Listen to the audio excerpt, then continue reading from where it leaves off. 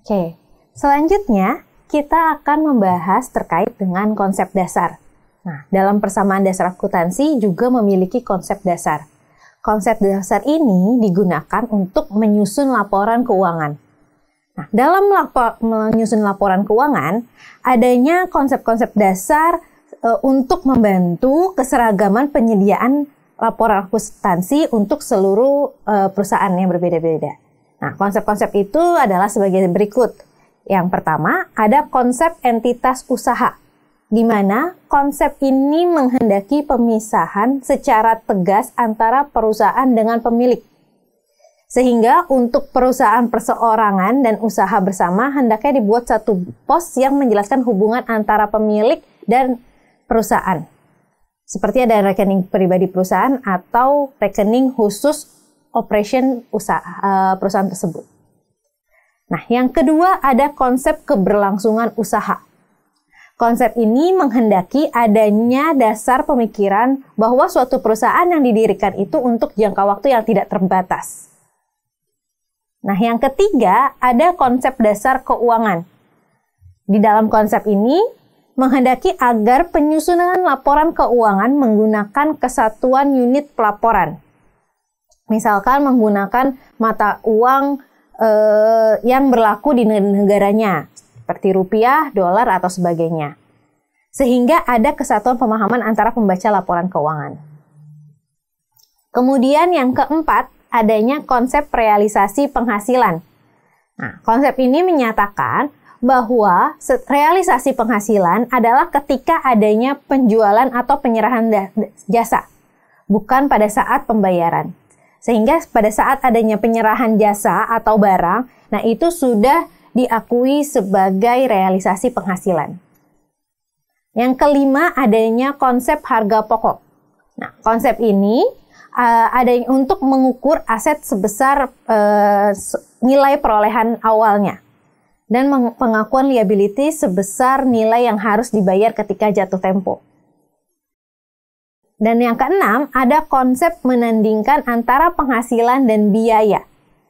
Nah, konsep ini untuk melakukan ketetapan membandingkan penghasilan dalam suatu periode buku dengan biaya dalam periode bukunya juga. Itu. Penghasilan yang melebihi satu periode tidak diperkenankan untuk ditandingkan dengan biaya yang melebihi satu periode. Sehingga balance ya untuk penghasilan dan biaya ini dilaporkan sesuai dengan periode yang sama dalam satu periode tersebut.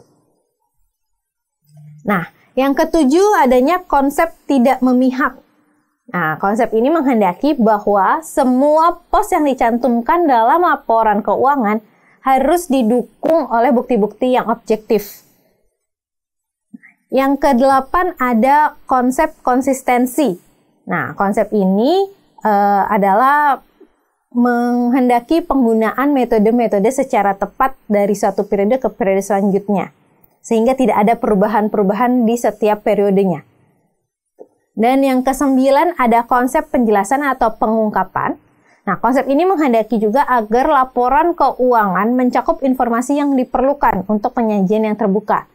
Nah, sehingga pembaca tidak ada kekeliruan pada saat membaca laporan keuangan yang disajikan oleh perusahaan.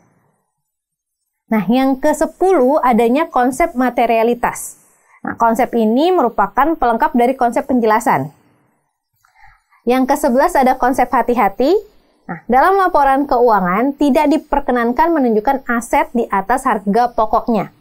Dan juga liabilitas juga harus sesuai dengan jatuh tempo si hutang tersebut. Nah, konsep ini menghendaki kecenderungan untuk meminimalisasi pencatupan ekuitas, yaitu dengan menetapkan bahwa laba atau penghasilan tidak bisa diakui sebelum direalisasi. Nah, sedangkan untuk rugi atau kewajiban harus diakui begitu bisa diperkirakan. Setelah konsep dasar, kita juga ada landasan peraturan penyelenggaraan akuntansi, di mana di Indonesia ada yang namanya Kitab Undang-Undang Hukum Dagang atau KUHD pasal 6 ayat 1 yang mewajibkan setiap orang yang menjalankan usaha untuk menyelenggarakan catatan akuntansi.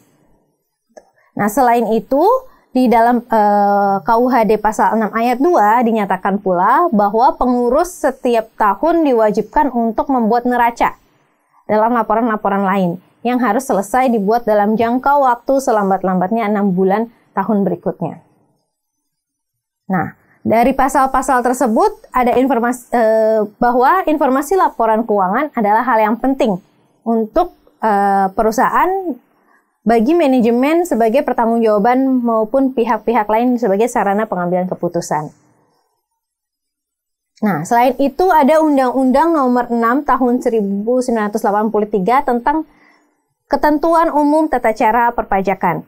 Nah, dalam undang-undang ini juga sudah diperbaharui dengan nomor 16 tahun 2000 pasal 28 ayat 1 dan ayat 7 dinyatakan secara eksplisit bahwa pembuka sekurang-kurangnya terdiri atas catatan mengenai harta, kewajiban, modal, penghasilan, dan biaya, serta penjualan dan pembelian sehingga dapat dihitung besaran pajak yang terutang.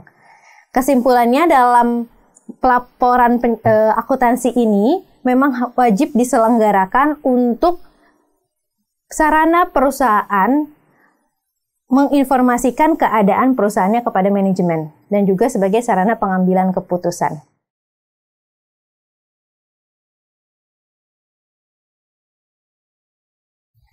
Nah, sekian untuk konsep dasar dan landasan peraturan akuntansi. Terima kasih.